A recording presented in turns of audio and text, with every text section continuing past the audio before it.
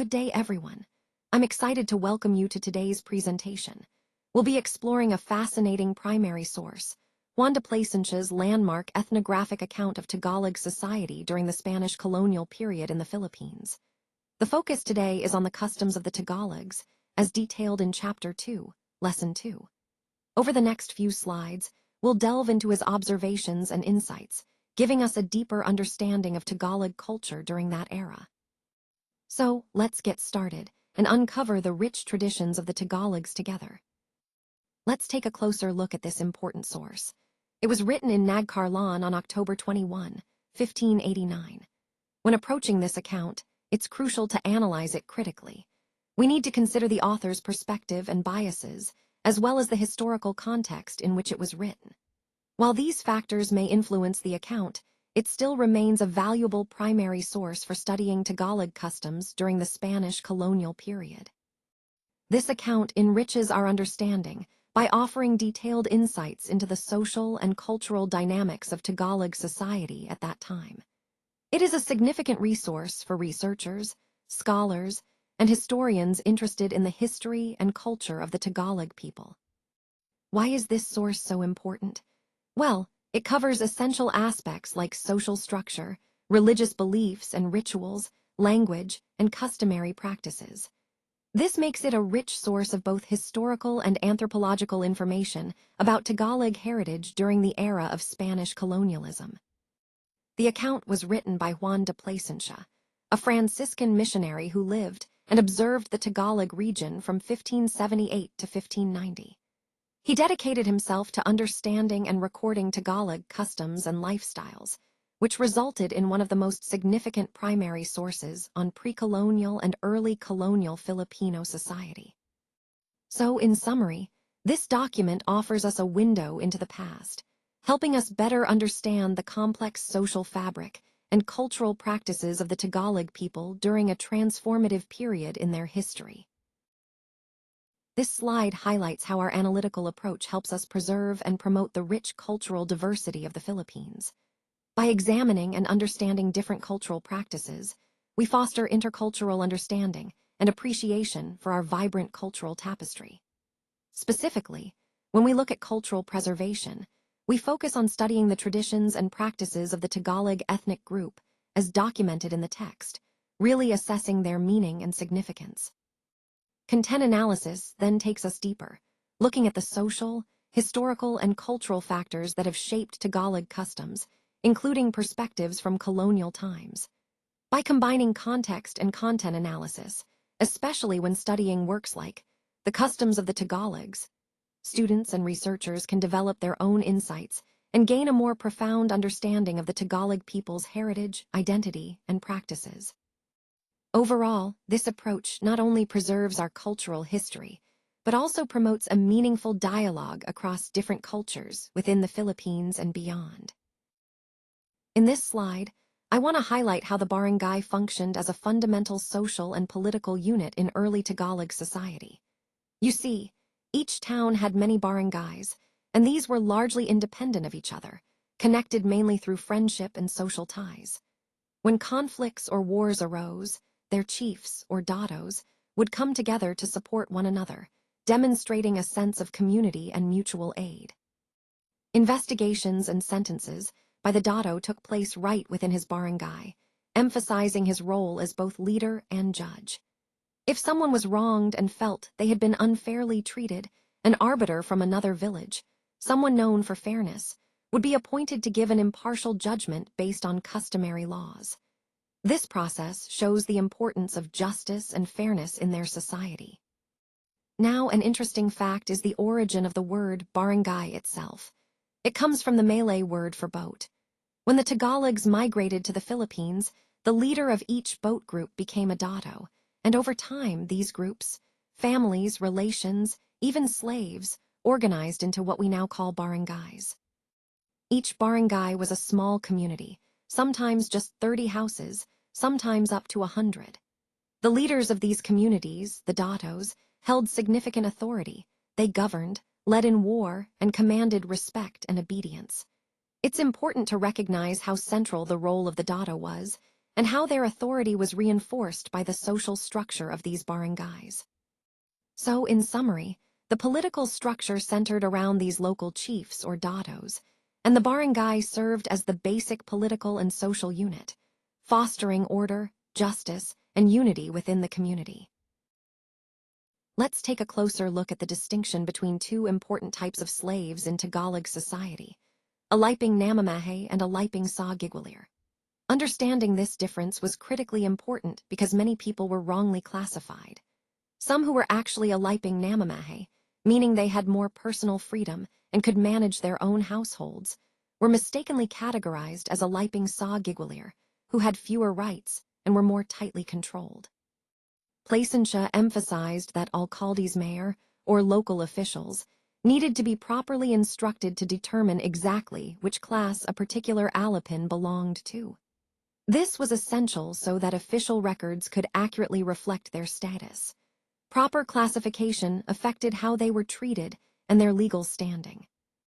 Now, moving beyond just the slaves, Tagalog society was also structured into different social layers. At the top were the chiefs, similar to knights in other societies, who held significant authority and prestige. But society was divided into three main castes, or social classes, which helped organize and define people's roles and status within the community. So, in summary, understanding these distinctions, both among the types of slaves and the broader social classes, is key to grasping the complex social hierarchy of Tagalog society, which is a central theme in understanding their culture and history. In some villages, like Pila de la Laguna, the Maharlikas paid an annual tribute of 100 gantas of rice to the dato. This practice originated from specific land purchase arrangements that took place when the settlement was first established. Rice tribute was a way to show loyalty and support to the local leader. When we look at land rights, lands were divided among the entire barangay, especially the irrigated areas crucial for farming. Mountain ridge lands, on the other hand, were owned in common by the community. No one from a different barangay could simply cultivate these lands without purchasing or inheriting them first, which helped maintain local control over land resources. As for the duties of the Maharlikas, they played a vital role when the dato traveled by water. They would row for him. If the dato built a house, the Maharlikas helped with the construction, and they had to be fed for their work. The same applied when the barangay cleared lands for planting. These duties were part of their responsibilities. In terms of military obligations, Maharlikas had to accompany the dato in war at their own expense. However, in return, they shared in the division of war spoils, which was a significant incentive. They were considered the noble class, free-born nobles of Tagalog society, so they didn't pay taxes or tribute. Instead, their status required them to serve in military campaigns, and they were honored with feasts before battles and shared in the gains afterward. Overall, the Maharlika represented a noble class within the barangay, with specific rights, responsibilities, and privileges that connected land, labor, and military service, reinforcing the social and political structure of the community. Let's take a closer look at some important aspects of the Aliping Namamahe. Placentia observed with concern that some masters were illegally taking the children of Aliping Namamahe and using them as Aliping Sa Gigwalir. This was a practice he strongly urged the local authorities to correct. Now, these Aliping Namamahe and their children had certain rights and protections. For example, their children inherited their property and maintained their social rank. Most importantly, neither parents nor children could be sold like slaves, nor could they be forced into the more servile form of Aliping Sa Gigwalir. In terms of their daily lives and obligations, Aliping Namamahe were married commoners who served their master, whether they were a datu or not, with half of their cultivated lands, as initially agreed upon. They lived in their own houses, owned property, and had their own gold.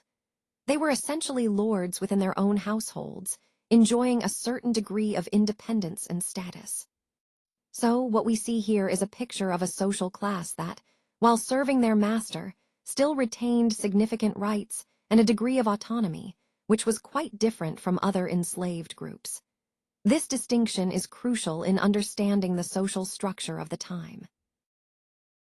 On this slide, we see a fascinating detail about a traditional ceremony that accompanied the custom of dividing a slave's belongings.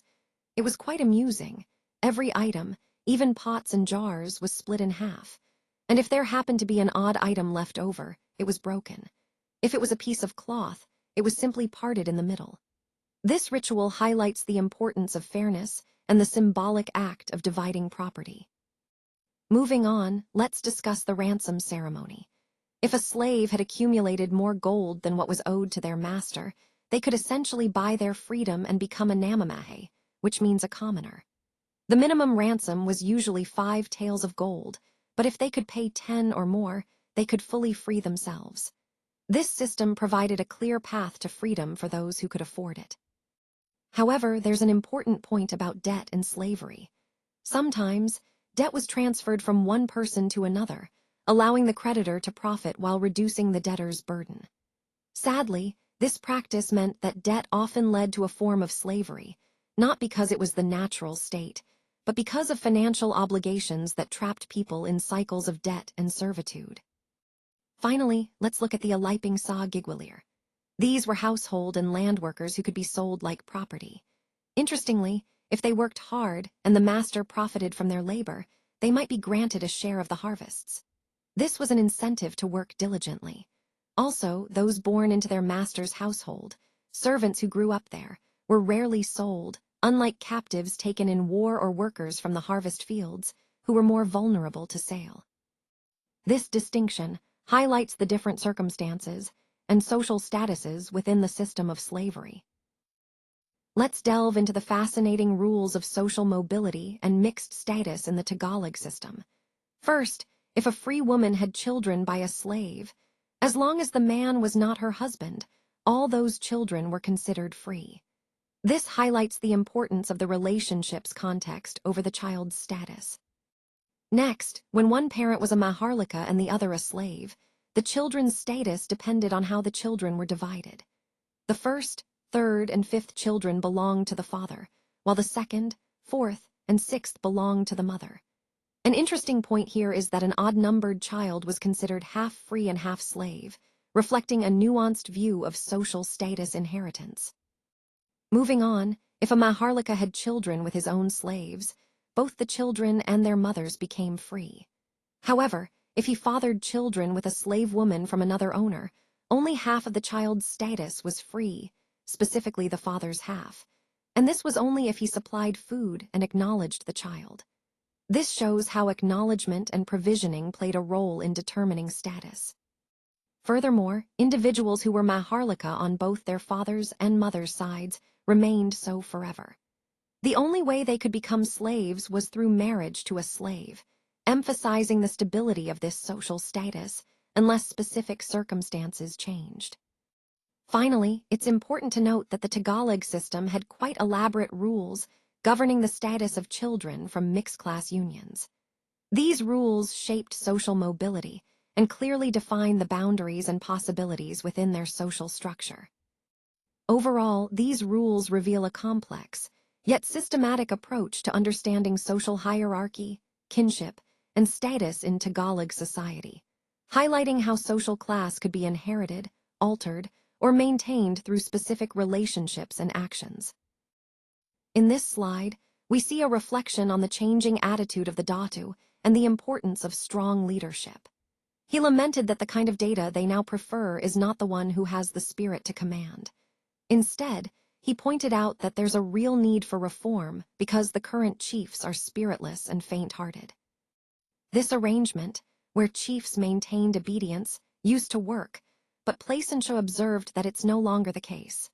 He noted that if a Datu is energetic and enforces what the religious fathers command, he quickly loses the support of his people. They tend to leave him and move to other villages where leaders endure and protect them, rather than boss them around.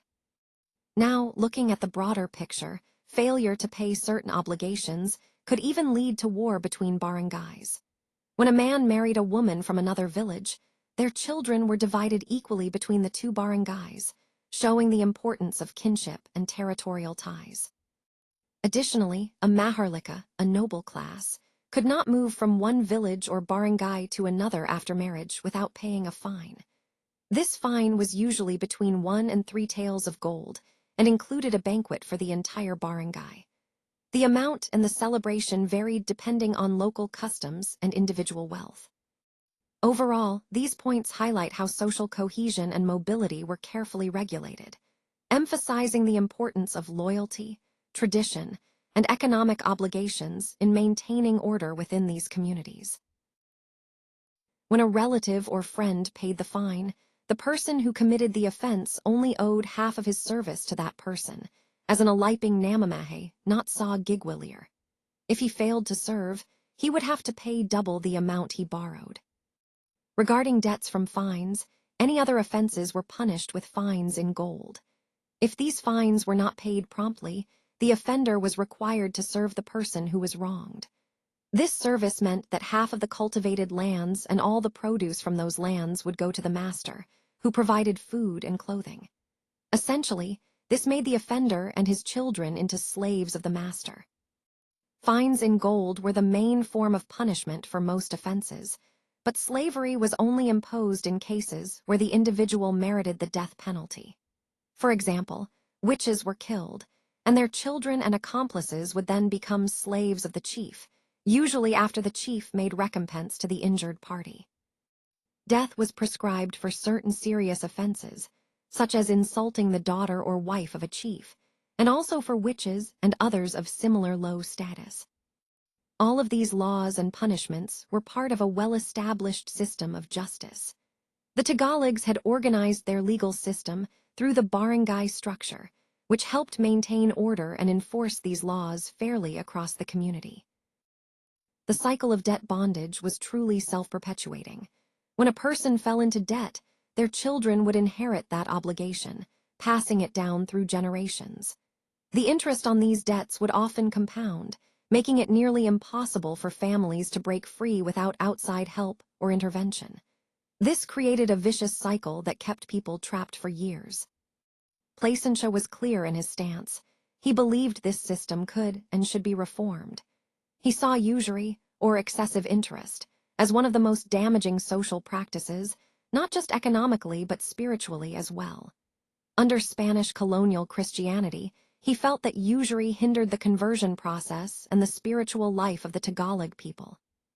He specifically pointed out how the debtor would give up half of their cultivated lands and profits until their debt was paid, condemning them to a life of relentless labor. Borrowers often became slaves, and after the father's death, their children would have to pay off the remaining debt. If they failed to pay, the debt would double, making escape even more difficult. Placentia also emphasized that there was a long history of excessive usury, which posed a serious obstacle to sacraments like baptism and confession. Ultimately, his message was that reform was both necessary and possible to address these injustices and restore dignity to the affected communities. Now let's look at what happens if there are no legitimate, natural, or inasava children. In such cases, the inheritance would go to the next closest relatives, like the father, grandparents, brothers, or other nearest kin. Moving on, it's important to understand that children by a slave woman, or what we call a slave child, did not have a share in the inheritance. However, if the father was a chief, the legitimate children still had some obligations. They were required to free the mother and give her something, like a tael or a slave, as a form of compensation or acknowledgement. Next, children born to an unmarried inasava woman, meaning a woman not officially married, didn't inherit equally with legitimate children. Instead, they only received about 1/3 of what the legitimate children would get. For example, if there were 2 children, the legitimate one would get 2 parts, and the inasava child would get just 1 part. When a man had children with multiple wives who were all legitimate, each child inherited from their own mother's estate. They received their inheritance and dowry from their mother's side, plus their share of the father's overall estate. This shows a nuanced approach to inheritance based on the mother's status and the number of wives. And finally, when it comes to legitimate children of a father and mother, they inherited equally. But there were exceptions. if parents showed slight partiality, like giving extra gifts such as gold tails or jewels, that could influence inheritance. Also, dowries given to a son for marriage, especially to a chief's daughter, were not included in the estate to be divided among heirs. Overall, these laws reflect the Tagalogs' detailed and nuanced approach to inheritance, balancing fairness with social hierarchy and family relationships. When an adulterer was not punished by the husband, the child was not considered his and thus inherited nothing. Interestingly, the offender himself was not dishonored by the punishment, nor did the husband abandon the woman. By punishing the father, the child was made legitimately recognized in a fitting way. Now, in cases where a child was born of a free married woman during her marriage, if the husband punished the adulterer, this was viewed as a form of dowry. As a result, the child would be included in the inheritance division alongside the other children, receiving a share equal to the part left by the father. Moving to the topic of children born of adultery, Placentia believed that adoption in this context was lawful. He noted that while the adopting parent's money was at risk, this was balanced out by the protection and care given to the child. Adopted children, of whom there were many, inherited twice the amount paid for their adoption. For example, if one gold tael was paid, the child would receive 2 taels when the first father passed away. However, if the adopted child died first, the inheritance did not pass to the children of that child from the second father. The arrangement simply ended there. So, in summary, these laws and practices around adoption and adultery highlight the importance of legitimacy, inheritance rights, and social protection during this period. In some villages, there was a custom where, upon the death of a wife who had no children within a year, the parents would return half of the dowry to the husband. Similarly, when the husband died, half of the dowry was returned to his relatives. However, Placentia noted that this wasn't a widespread practice but was done out of piety. When it comes to divorce with children, if there were children at the time of the divorce, the entire dowry and any fines would go to the children, usually held for them by grandparents or other responsible relatives. In cases where the wife left her husband to marry someone else, she would forfeit her dowry, which along with an additional equal amount would go to the husband. If she left but didn't remarry, then her dowry was simply returned. Conversely, if the husband left his wife, he would lose half of the dowry, and the remaining half would be returned to him. For women who had no living parents, meaning no father, mother, or grandparents at the time of marriage, they could enjoy their dowry exclusively. It belonged solely to them and wasn't held by any relatives. It's important to note that unmarried women couldn't own land or dowries. Instead, all the benefits of their labor typically went to their parents. Dowries were generally given by men to the women's parents. When the parents were alive, they could use the dowry, and upon their death, assuming it hadn't been spent, it would be divided equally among the children. Sometimes, the father might choose to give additional gifts to his daughter, but the basic rule was that the dowry primarily benefited the parents during their lifetime. During the feast, many drums of various sizes were beaten successively, creating a lively and rhythmic atmosphere that lasted usually 4 days. Throughout this time, the entire barangay would come together in a communal act of worship called naganitos. It was a time of unity and shared spiritual devotion. As part of the celebration, small lamps called sorihal were placed on posts, adding a gentle glow to the setting. In the center, there was a large lamp decorated with intricate designs made from leaves of the white palm, which symbolized purity and reverence. The lamps and decorations played a significant role in creating a festive and sacred environment. When they wanted to hold a festival called Pandat, meaning worship, the community gathered in the large house of a chief.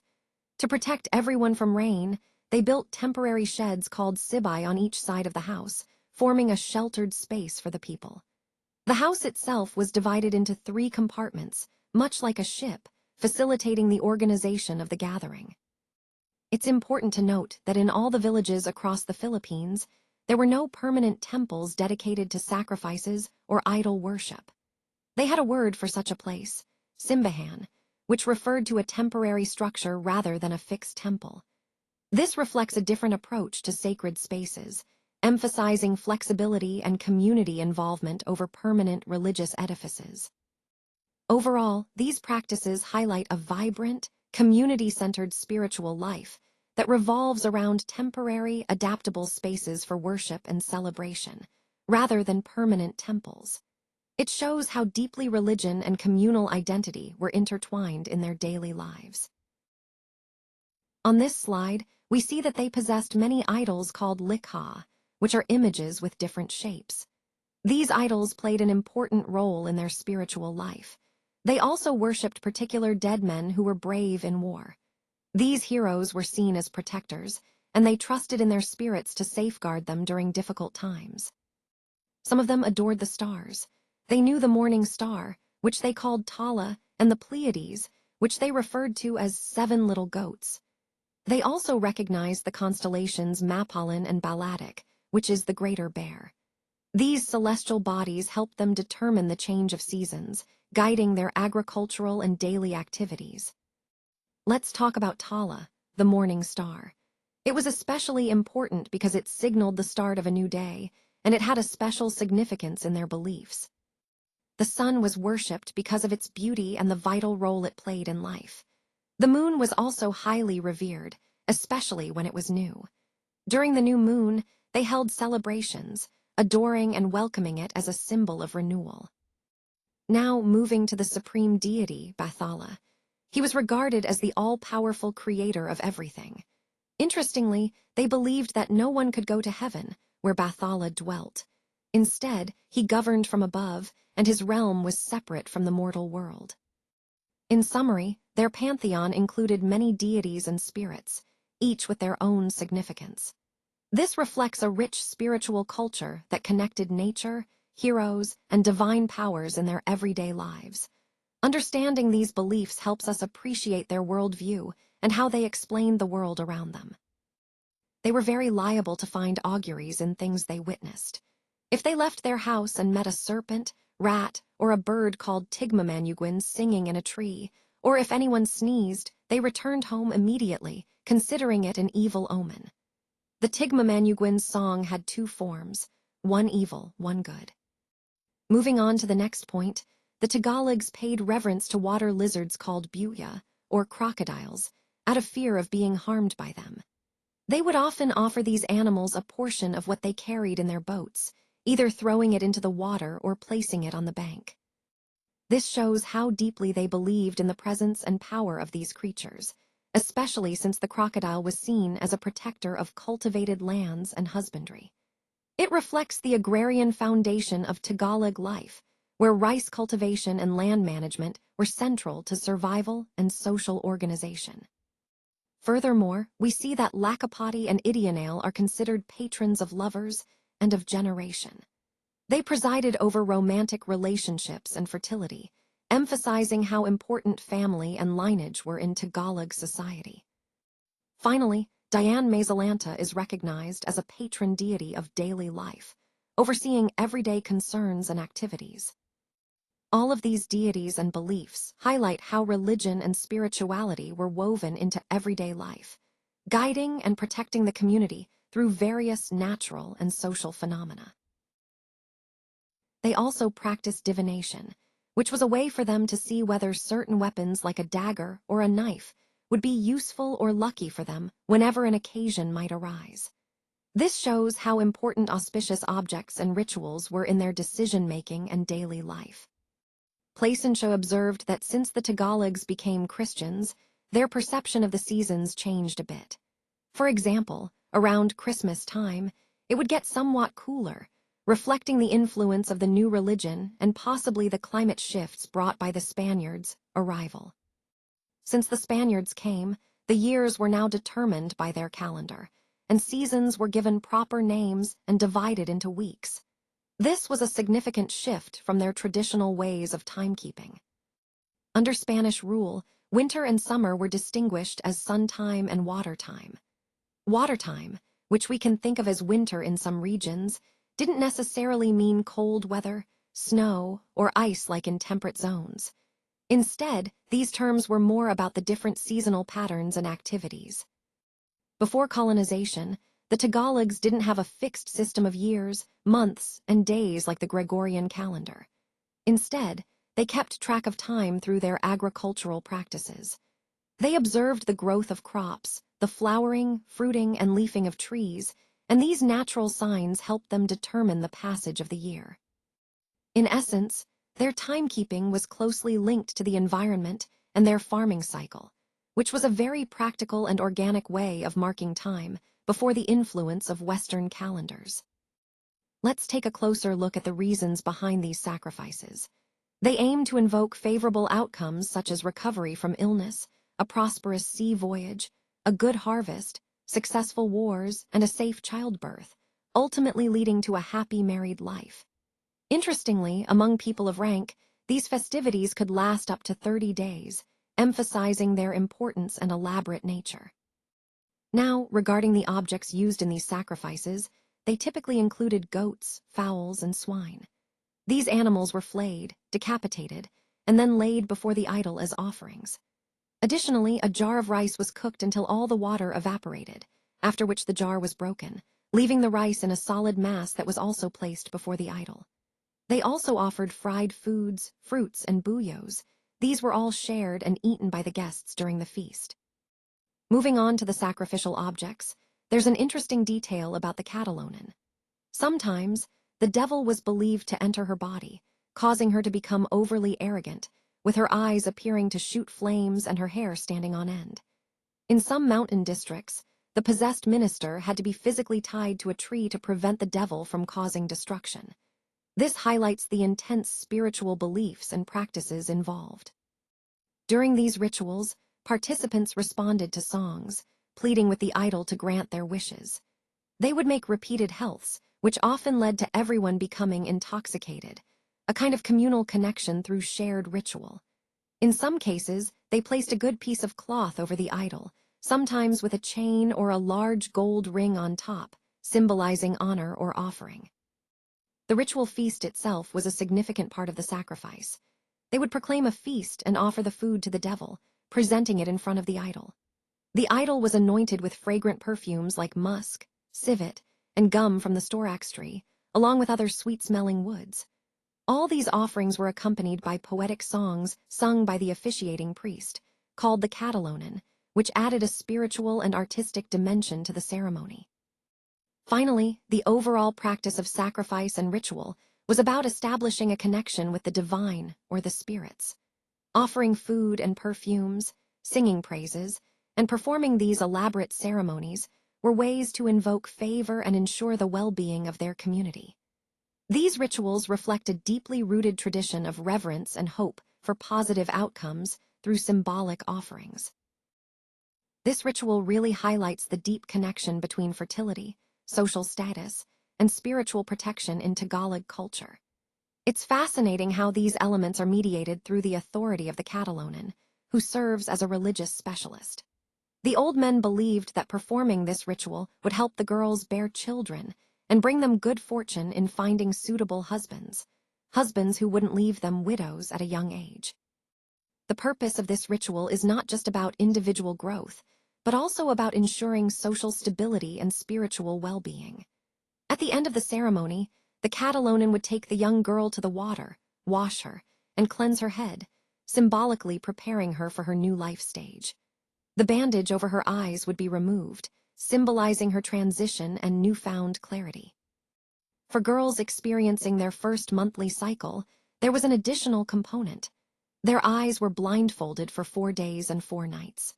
During this period, friends and relatives would gather, sharing food and drink, creating a communal atmosphere of support and celebration. This coming-of-age ritual is a vital rite of passage, emphasizing both personal and social significance. It's a beautiful example of how cultural beliefs, spiritual practices, and community bonds come together to mark a girl's transition into womanhood. These specialists ranged from honored community leaders to feared supernatural agents, reflecting the rich diversity and complexity of Tagalog spiritual life, both before and during the early Spanish colonial period. You can see some of these roles named here: Bayagwin, Pangatahajan, Aswang, Mangagay, and Catalonan. The Tagalogs had a very intricate system of religious specialists, each with their own unique roles and powers that contributed to the spiritual fabric of their society. Placentia, a key early chronicler, documented 12 distinct classes of these priests and spiritual specialists, which shows just how elaborate and organized their spiritual hierarchy was. These priestly classes played vital roles in rituals, healing, and maintaining the spiritual balance within their communities. Understanding this system helps us appreciate the depth of Tagalog's spiritual life and how it shaped their social and cultural structures. Now, let's take a closer look at the role of the sonat. Placentia describes the sonat as a sort of bishop figure who held significant spiritual authority.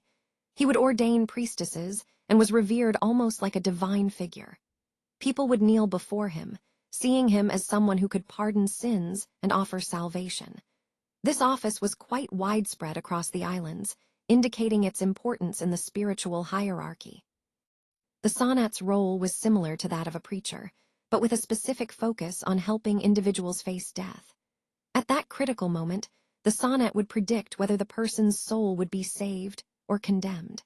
Because of the high regard in which this office was held, it was not lawful for anyone of lower standing to perform these duties. Only individuals of high rank could fulfill the role of the sonat. Moving on to the first and most prominent class, the sonat itself.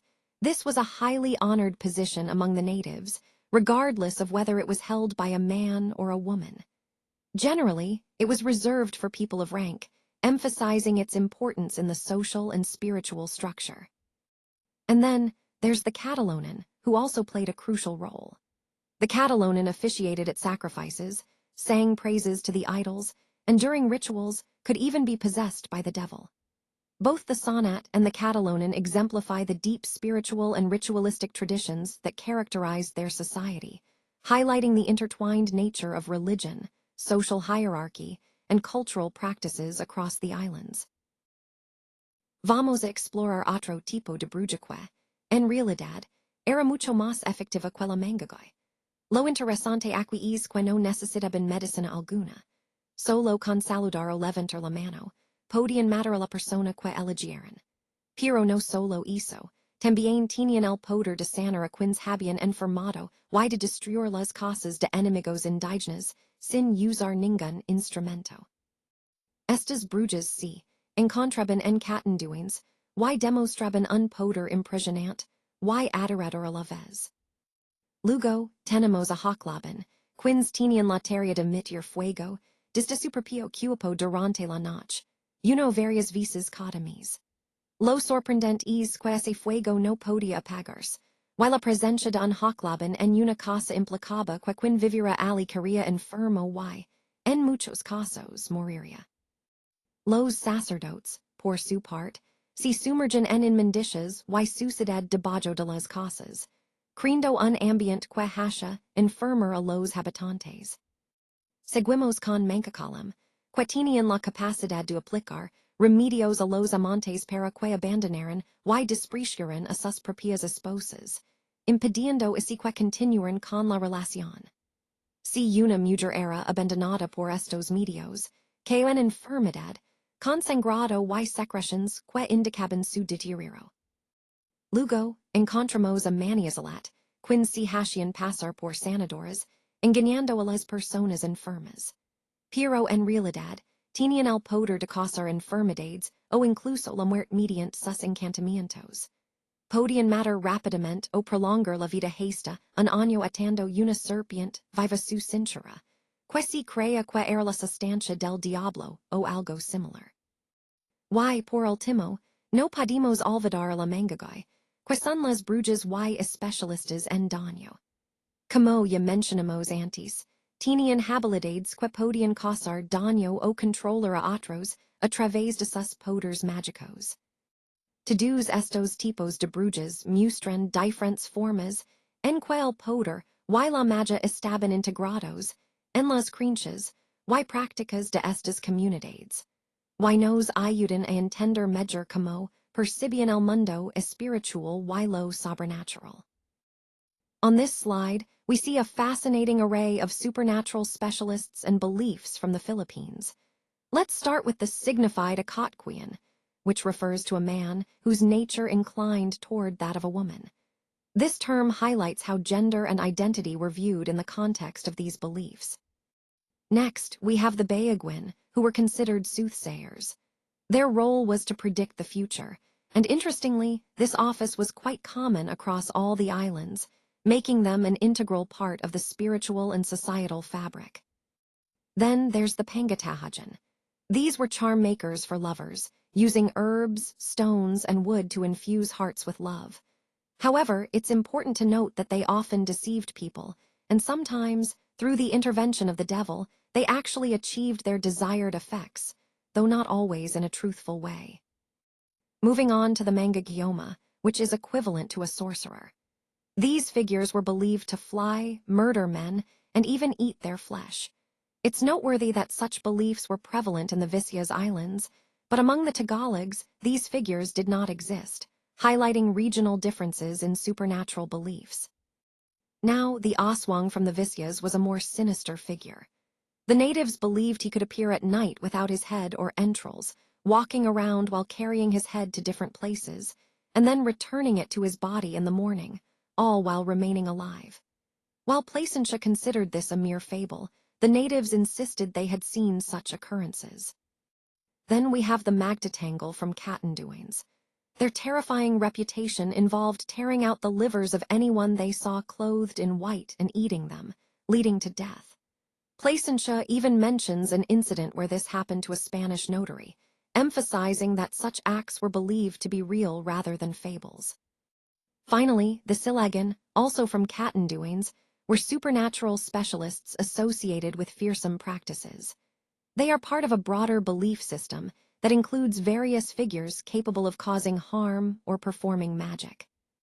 These examples illustrate the rich tapestry of supernatural beliefs in Filipino culture, reflecting how deeply intertwined these ideas were with daily life and societal norms. Hoj, vamos falar sobre as práticas de luto e os rituais funerarios dos Tagalogs. Durante muitos dias, os familiares do falecido lamentavam, cantando lamentos e exaltando suas boas qualidades. Essa tristeza, no entanto, acabava por cansar, e enquanto corvam, eles também se entregavam à alimentação e à bebida, uma forma de lidar com a dor. Se o morto fosse guerreiro, havia uma prática específica. Escravo vivo era amarrado, sob o corpo do guerreiro, até que também moras de maneira triste. Como tempo, todos esses corpos e restos naturais acabavam se decompondo, completando o ciclo de vida e de morte. Outro rito importante era o enterro em uma embarcação que servia como adorno camelha. O corpo era colocado dentro de se embarcação, que ficava sob a varanda de casa, onde o escravo fazia guarda. Em vez de remadores, animais de diferentes espécies, como cabras, vidos e aves eram colocados dentro do barco, sempre em pairs de machos e fêmeas. O escravo tinha a responsabilidade de cuidar da alimentação desses animais, simbolizando uma ofrenda ou uma preparação para a vida após a morte. Por fim, o enterro geralmente acontecia ao lado da casa do falecido. Se ele fosse chief, seu sepultamento era mais elaborado, como o corpo sendo colocado sob uma pequena casa ou varanda construída especialmente para isso. Antes do enterro, era como período de luto de 4 dias, onde a comunidade se reunia para lamentar e honrar a memória do falecido. Esses rituais refletem a importância de preparar o espírito e o corpo para o que virá após a morte, além de reforçar os laços sociais e culturais da comunidade Tagalog. Cada etapa demonstra o respeito e a reverência que eles tinham pelos seus mortos, integrando o ciclo de vida, morte e memória na sua cultura. This slide highlights how the practice of retributive killing really contrasts with the burial customs of the Tagalog people, showing just how diverse cultural practices can be even within the same island. After a burial, the Itas, who are also known as Negritos and are indigenous to the island, would go after someone they held responsible, like an Indian, and kill them as a form of revenge for someone from their community who had died. Interestingly, they would even conspire together, hanging a token around their necks until one of them managed to cause the death of an innocent person. Now, when it comes to their burial customs, the Eddas had a very different approach. They would dig a deep, vertical hole and place the deceased upright inside, with the head or crown left unburied. To protect the body, they would put half a coconut on top of the head, serving as a kind of shield. These practices, whether it's their unique burial rites or their form of retributive justice, really illustrate the rich cultural diversity among the island's peoples. It's a reminder of how different communities develop their own ways of handling life, death, and justice. These beliefs reflect a sophisticated cosmology with moral dimensions, reward for virtue, punishment for wickedness, that Placentia and other missionaries would have found both familiar and useful as a foundation for Christian evangelization. No one would go to heaven, where there dwelt only Bathala, the maker of all things, who governed from above. Heaven was the exclusive domain of the supreme deity, not accessible to human souls. In the Tagalog view, heaven of Bathala was a realm reserved for the divine, and mortal souls could not enter it. Instead, they believed in a different afterlife structure. There was a place of punishment called Kasanon, which means a place of anguish. This was where the wicked went, and it was inhabited by demons, whom they called Sitan. It was a realm of grief and suffering, reflecting the moral consequences of one's actions in life. On the other hand, there was a more positive afterlife called Maka, which can be thought of as paradise or a village of rest. Those who lived morally upright lives, the just and the valiant, and those who lived without harming others, would find themselves in Maka. It was a place of peace and repose, offering a moral reward for living virtuously. So these beliefs show a moral universe where actions in life influence one's destiny after death. This cosmology provided a meaningful framework for understanding morality and the afterlife, which missionaries like Placentia could use to introduce Christian ideas of heaven, hell, and moral virtue. Placentia finished this section with a sense of satisfaction, expressing gratitude to God our Lord. He said, "May the honor and glory be to God," highlighting that among all the Tagalogs, this harmful practice has been completely eradicated. Thanks to the preaching of the Holy Gospel, which has effectively banished it, those who are now getting married do not even know what it was. He also believed that if a woman died in childbirth, both she and the baby would suffer punishment. There was a common belief that at night, the woman could be heard lamenting, and this phenomenon was called Patianak. Moving on, the Tagalogs held beliefs in supernatural beings. They believed in ghosts, which they called Vibit, and in phantoms, called Tigbalong. These beings were thought to live alongside the living world, and people regarded them with a mix of fear and reverence. Understanding these beliefs helps us see how deeply rooted their spiritual worldview was, and how these supernatural elements played a role in their daily lives and cultural practices.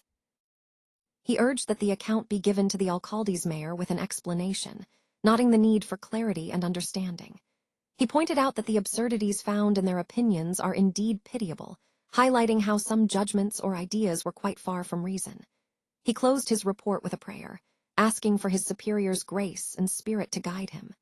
This was signed off from Nagcarlan on October 21, 1589.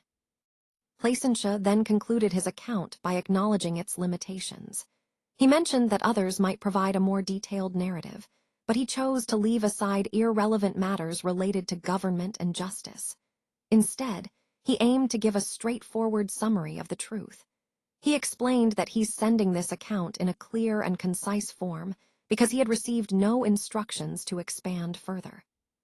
He also shared a traditional saying from the old men, emphasizing integrity. A dato who did anything contrary to this would not be esteemed, meaning that doing right was valued. Additionally, he mentioned that when recounting tyrannies committed, some condemned these actions and judged the perpetrators as wicked. Overall, these closing remarks reflect Placentia's focus on honesty, clarity, and humility in his reporting, which ties into the broader theme of seeking truth and proper governance during this period. The social structure of the Tagalog society was indeed hierarchical, but it wasn't completely rigid. What this means is that, while there were clear social classes, there was still some room for movement between them. People could change their social status through various means like paying gold, getting married, settling debts, or even serving in the military. However, it's important to note that the system favored maintaining the existing social order, so upward mobility wasn't always easy or guaranteed. At the core of this social organization was the barangay, which served as the fundamental unit. It wasn't just a community, it was also the main structure for social, political, and economic activities. Understanding this setup helps us see how the Tagalog society was organized, flexible in some ways, but still rooted in tradition and hierarchy. This overall structure played a significant role in shaping their culture and interactions, and it connects to the broader theme of how indigenous societies maintained balance between stability and change. In their cosmology, the ancient Filipinos believed in a complex afterlife that included belief in Maka, which was seen as a paradise for the virtuous, and Casanon, a place of punishment for the wicked. They also believed in an exclusive heaven of Bathala, their supreme deity. Beyond these, their spiritual universe was populated by ghosts, called Vibit, phantoms known as Tigbalong, and the Patianak, which added layers to their understanding of what happens after death. When it comes to spiritual specialists, they recognized 12 distinct classes, ranging from the highly respected Catalonan and Sonat to feared witches and sorcerers. Each of these roles came with specific supernatural powers and social functions, emphasizing how intertwined their spiritual beliefs were with societal structure. In terms of offerings, they made sacrifices to appease or seek favor from their deities. They offered goats, fowls, and pigs before idols, along with rice cooked in jars, buyos, and fruits. These offerings served various purposes, such as healing, ensuring safe voyages, good harvests, or successful childbirth. At the core of their religious practice was the worship of Bathala, the supreme deity, but they also honored celestial bodies like the sun, moon, and the morning star Tala, as well as the Pleiades and idols called Likha. They had patron deities for specific aspects of life, like love, represented by Dian Mazalanta, and agriculture, represented by Lakapati and Idianale. Interestingly, they didn't have permanent temples. Instead, worship took place in the large houses of chiefs during festivals called Pandat, which lasted 4 days.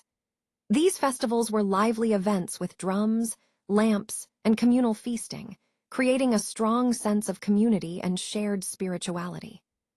To sum up, their religious and spiritual life was deeply woven into their daily existence, with a rich cosmology, a hierarchy of spiritual specialists, various offerings and sacrifices, and communal worship practices, all centered around their relationship with the divine and the spiritual realm.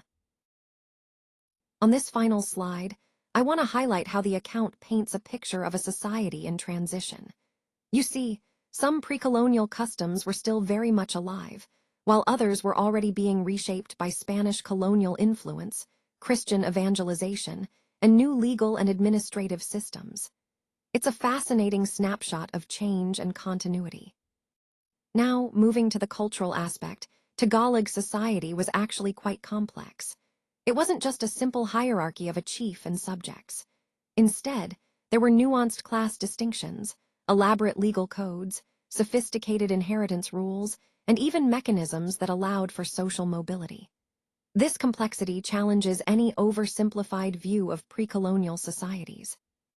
But it's also important to approach Placence's account with a critical eye. His perspective was shaped by colonial and missionary biases. For example, he described indigenous religion as devil worship, which clearly reflects his worldview rather than an objective description of those beliefs. So, always read his accounts critically. That said, Placence's writings are invaluable. They serve as an essential primary source for understanding Tagalog society before and during early Spanish colonization. He provides detailed insights into social structure, law, religion, burial practices, and family customs that are hard to find elsewhere. To sum up, the key takeaway for students and researchers is that this account offers a detailed window into a society at a pivotal moment of change. It helps us understand the rich social fabric of the Tagalog people and the profound transformations they experienced during colonization.